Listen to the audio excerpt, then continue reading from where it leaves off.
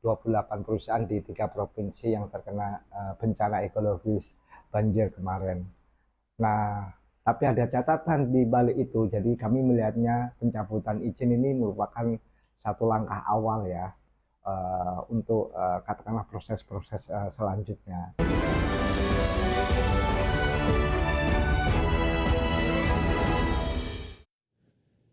Sementara itu, pemirsa, organisasi Sawit Watch menilai kebijakan pencabutan izin 28 perusahaan yang terindikasi melakukan perusakan lingkungan dan kawasan hutan yang menyebabkan bencana ekologis di Sumatera sangat tepat dilakukan pemerintah. Direktur Eksekutif Sawit Watch Ahmad Surambo menegaskan pencabutan 28 izin perusahaan tersebut menjadi langkah awal pemerintah untuk memperbaiki tata kelola pemanfaatan lahan kehutanan sebagai produktivitas industri kelapa sawit yang dikelola korporasi. Untuk itu, Sawit Watch berharap adanya transparansi para stakeholder dalam pengelolaan lahan yang diperuntukkan sebagai perkebunan kelapa sawit, di mana hal ini akan menjadi titik terang pemanfaatan kawasan hutan yang benar-benar produktif dan tidak merusak alam dan lingkungan hidup. Secara khusus, Sawit Watch mengusulkan agar izin pemanfaatan lahan perhutanan tetap diberikan kepada masyarakat, bukan ke korporasi, sebagai hak pengelolaan sumber daya alam untuk kesejahteraan masyarakat.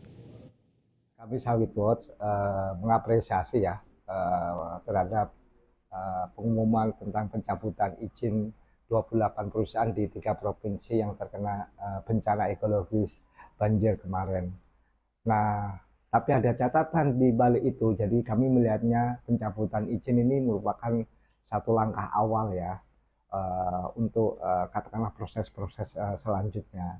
Ini bencana ekologis, bukan suatu takdir, sehingga harus diikuti juga dengan tanggung jawab berkenaan dengan kejahatan korporasi untuk pidana dan perdatanya seperti apa. Sehingga tidak terjadi yang namanya ganti baju. Dari satu perusahaan dicabut izinnya, terus diberikan ke perusahaan yang lain, itu kan tidak menyelesaikan masalah. Perlu dilakukan review terhadap wilayah mana yang masih harus dipulihkan. 28 perusahaan yang terbukti melanggar aturan terkait pemanfaatan hutan di 3 provinsi Sumatera, yakni Aceh, Sumatera Utara, dan Sumatera Barat, izinnya resmi dicabut Presiden Prabowo Subianto imbas bencana Sumatera. Perizinan ke-28 perusahaan tersebut terkait pemanfaatan hutan, izin usaha pertambangan, dan IUP perkebunan di Aceh, Sumatera Utara, dan Sumatera Barat. Bencana hidrometeorologi dan ekologis yang menyebabkan banjir besar di Sumatera terbukti disebabkan oleh kerusakan kawasan hutan. Presiden Prabowo Subianto pun tegas mencabut 28 izin perusahaan yang terbukti menyebabkan kerusakan lingkungan dan hutan.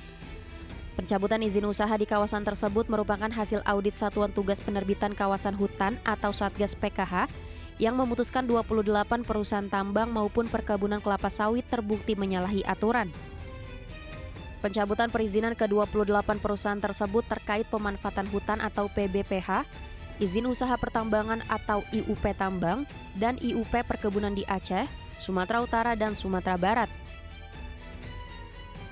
Total dari luas perizinan yang dicabut adalah 22 perusahaan berusaha pemanfaatan hutan atau PBPH, hutan alam dan hutan tanaman seluas 1.010.592 hektar, serta 6 perusahaan di bidang tambang, perkebunan, dan perizinan berusaha pemanfaatan hasil hutan kayu atau PBPHHK.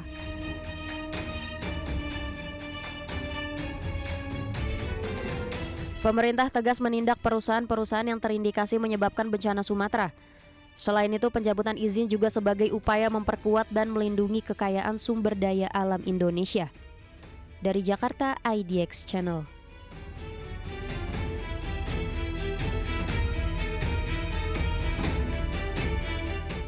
Kementerian Perindustrian mendukung rencana pembentukan Badan Usaha Milik Negara atau BUMN Tekstil.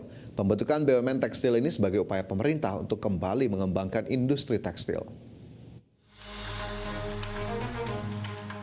Kementerian Perindustrian mendukung rencana pembentukan BUMN baru di sektor tekstil. Langkah tersebut jadi upaya pemerintah untuk menghidupkan kembali industri tekstil dan produk tekstil dari hulu hingga hilir. Menurut Menteri Perindustrian Agus Gumiwang Kartasasmita, pembentukan BUMN sektor tekstil untuk memastikan kesinambungan industri mulai dari penyediaan bahan baku di sektor hulu, proses antara atau intermediate hingga produksi barang jadi di sektor hilir. Agus Gumiwang berharap dana sebesar 100 triliun rupiah disiapkan Danantara mampu memacu sektor tekstil dan produk tekstil nasional. Ya, saya kira itu kan bagian dari pemerintah untuk mengembangkan industri tekstil ya, dari hulu sampai ke intermediate sampai ke hilir. Pemerintah ya, berdasarkan arahan dari Bapak Presiden menyiapkan dana sebesar 100 triliun itu dengan harapan bisa mengisi kekosongan di sektor TPT. Agus menambahkan hingga saat ini pihaknya terus memberikan stimulus dan program berkelanjutan untuk mendukung pengembangan industri tekstil dan produk tekstil nasional. Salah satunya melalui dukungan teknologi dan peralatan, khususnya bagi industri kecil dan menengah agar bisa menjadi bagian dari rantai pasok di industri TPT. Jakarta, Ade Firmansyah, Dex Channel. CEO BPI Danantara, Rosan Roslani memastikan pemerintah tengah mengkaji rencana pembentukan BUMN sektor tekstil. Menurut Rosan, setiap rencana investasi dilakukan melalui studi kelayakan dan asesmen menyeluruh, termasuk terhadap sektor tekstil yang saat ini tengah menjadi perhatian pemerintah. Terlebih sejumlah parameter harus dipenuhi, salah satunya penciptaan lapangan pekerjaan dalam jumlah yang sangat besar, di mana industri tekstil menjadi sektor padat karya yang menyerap banyak tenaga kerja.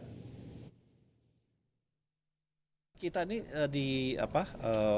di Danantara semuanya tentunya kita melakukan investasi yang kita lakukan itu sudah dalam feasibility study atau assessment yang penuh dari segala macam sektor ya.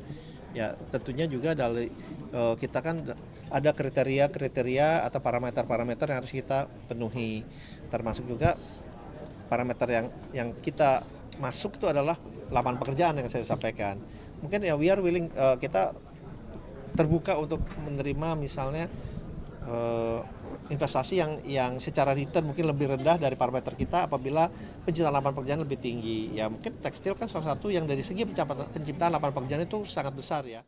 Kembali bersama kami di Prime Market Highlights, pemirsa. Presiden Prabowo Subianto tegas mencabut 28 izin perusahaan yang terindikasi melakukan perusakan hutan yang menyebabkan bencana besar di Aceh, Sumatera Utara, dan Sumatera Barat. Perusahaan yang dicabut izin pemanfaatan lahan kehutanan tersebut terindikasi perusahaan di sektor pertambangan sumber daya alam dan perusahaan perkebunan. Menteri Sekretaris Negara Prasetyo Hadi menegaskan keputusan final Satuan Tugas Penertiban Kawasan Hutan atau Satgas PKH maksud kami yang mencabut izin 28 perusahaan tersebut terbukti melakukan pelanggaran pemanfaatan kawasan hutan. Pencabutan izin tersebut juga didukung oleh kebijakan Presiden Prabowo untuk segera menertibkan perusahaan-perusahaan perusakan hutan atau perusakan sumber daya alam. Pencabutan 28 izin perusahaan tersebut sebagai upaya memperkuat dan melindungi kekayaan sumber daya alam Indonesia. Pak Presiden mengambil keputusan untuk mencabut izin 28 perusahaan yang terbukti melakukan pelanggaran. 28 perusahaan tersebut terdiri dari 22 perusahaan berusaha pemanfaatan hutan atau PBPH hutan alam dan hutan tanaman seluas 1.010.592 hektar serta 6 perusahaan di bidang tambang, perkebunan, dan perizinan berusaha pemanfaatan hasil hutan kayu atau PBPHHK.